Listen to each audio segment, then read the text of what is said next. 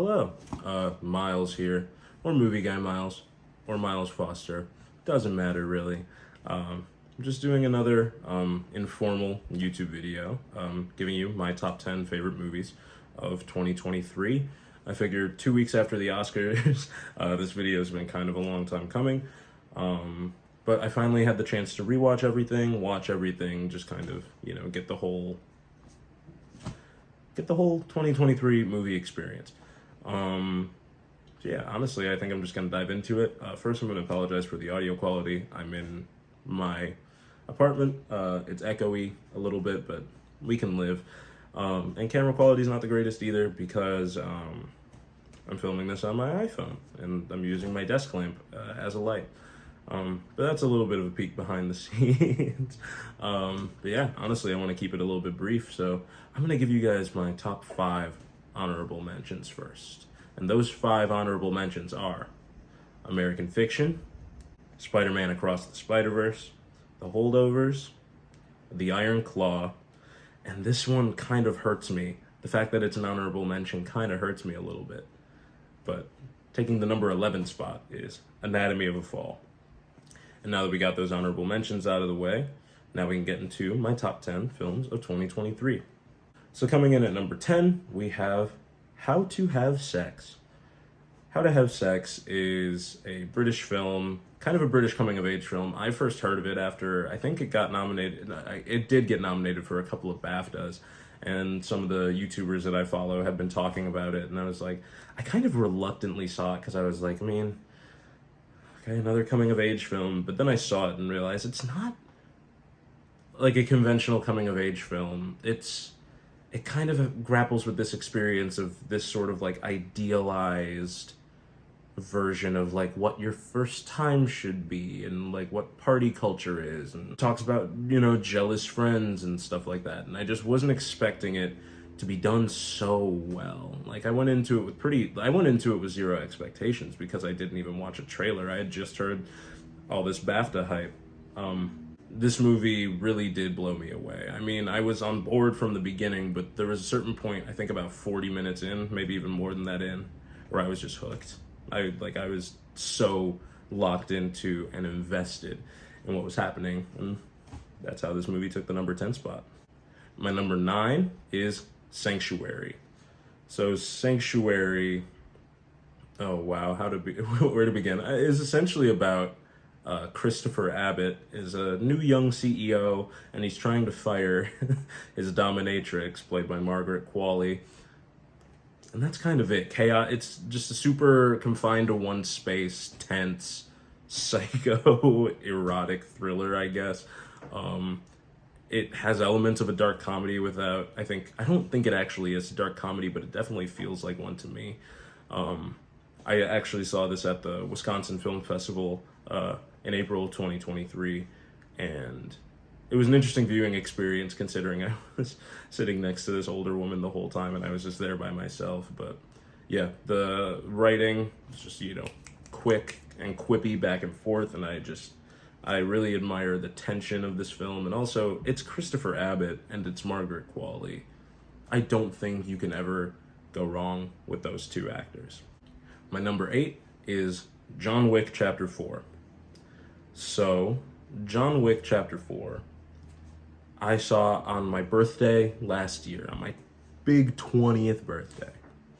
And it blew me away.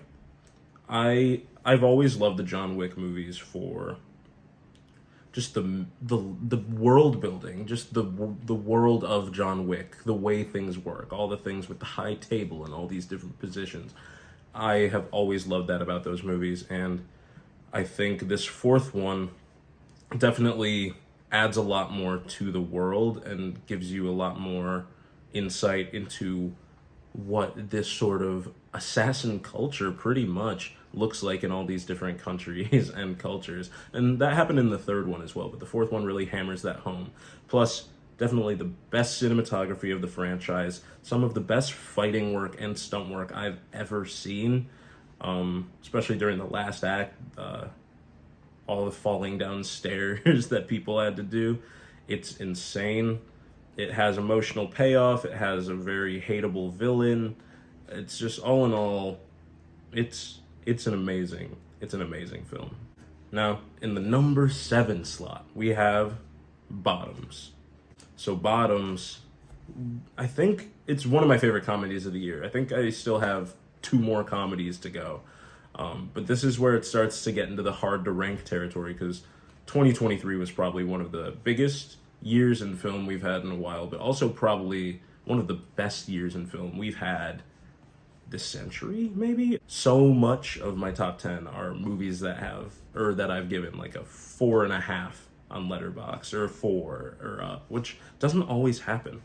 And Bottoms is just, I wasn't expecting the level of absurdity that Bottoms has in its comedy, and I have a very big appreciation for the silly, like, absurdist comedy. And just, oh my gosh, Io Debris and Rachel Sennett are comedic powerhouses. I look forward to everything they do, and they just never fail to amaze me. And Emma Seligman is a great director. Also, within 2023, I watched Shiva Baby for the first time. Blown away. Immediate 5 out of 5. I loved it. I loved that film. But Bottoms, just, it's so goofy. It knows what it wants to be. It seems to really know its audience very well, and I like that too. It knows exactly what to play into.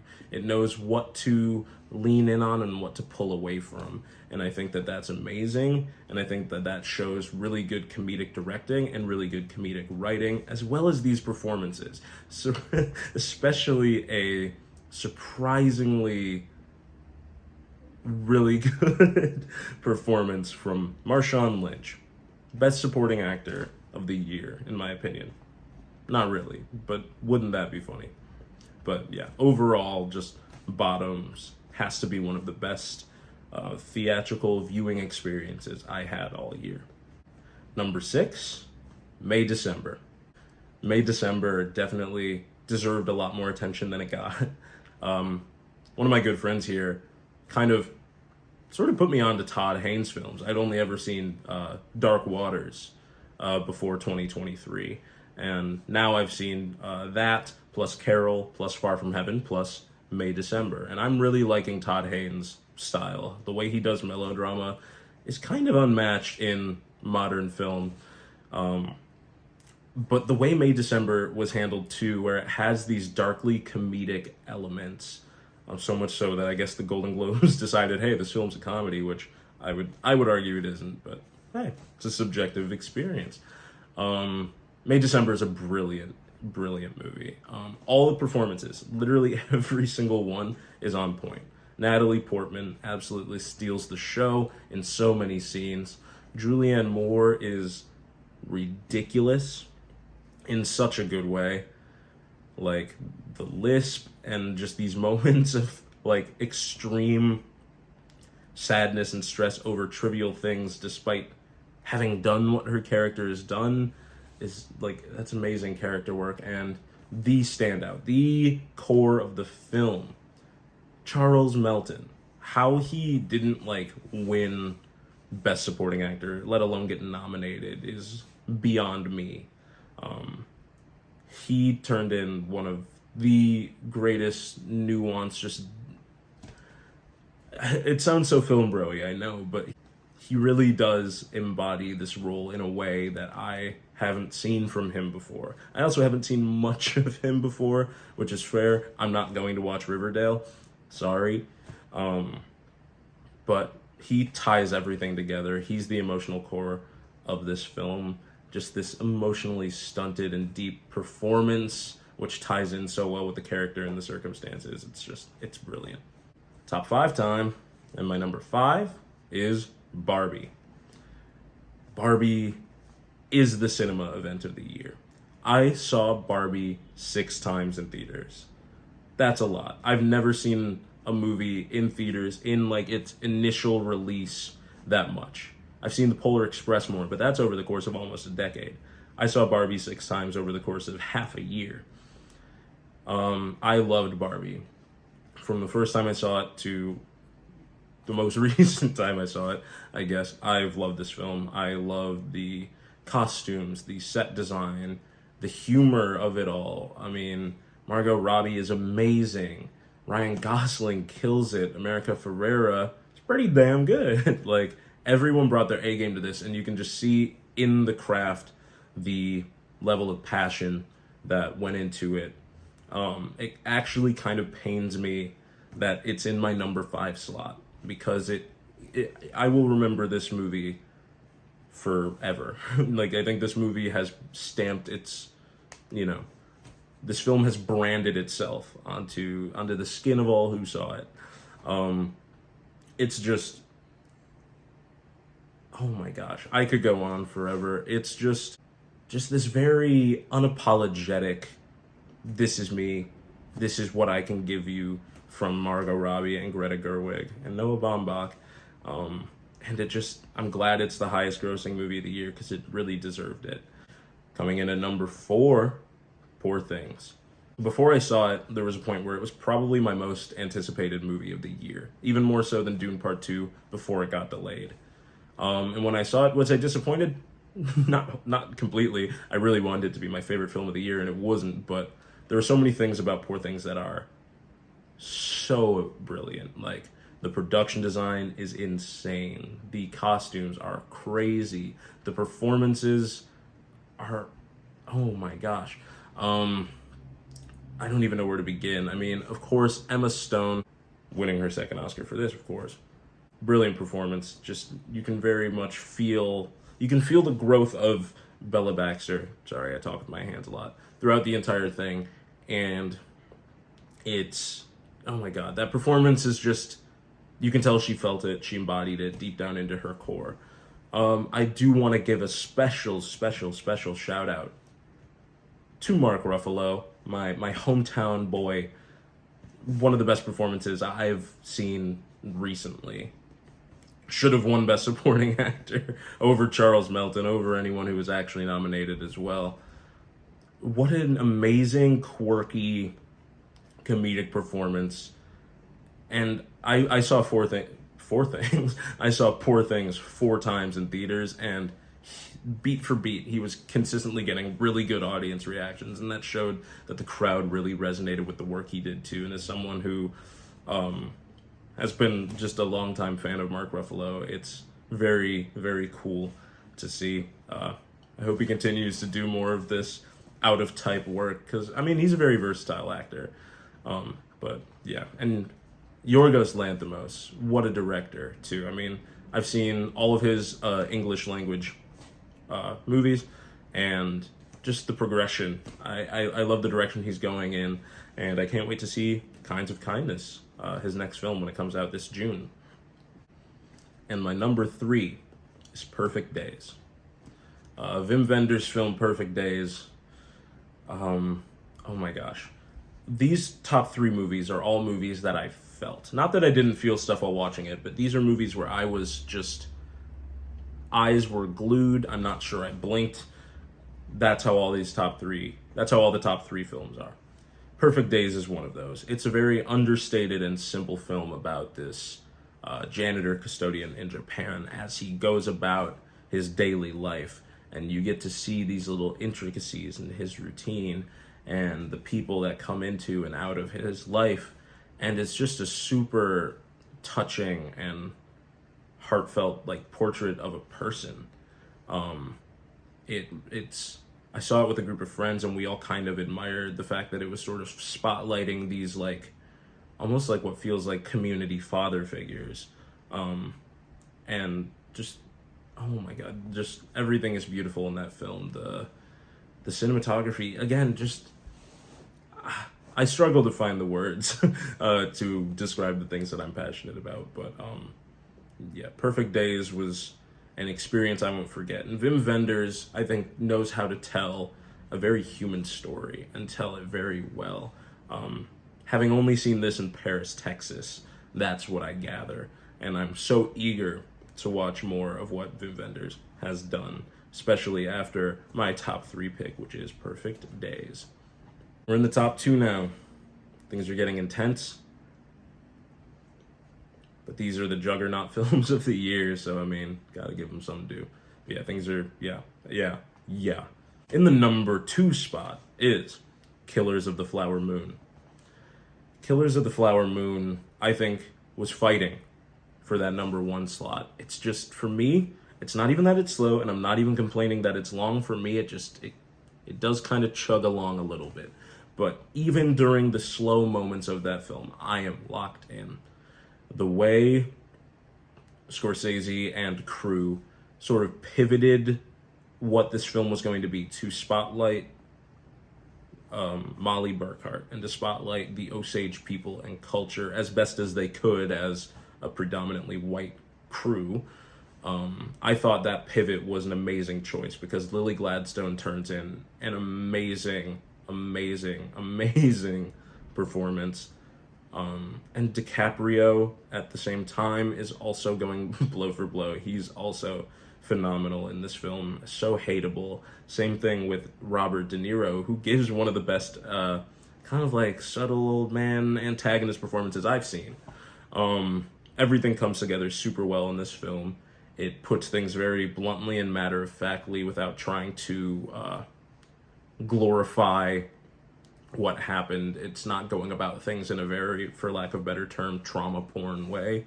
It's just giving you it's just this very grand and long epic chronicling this genocide of sorts. And from beginning to finish, my eyes are locked onto the screen, my ears are wide open, and I'm open to whatever this movie's going to give me, time and time again.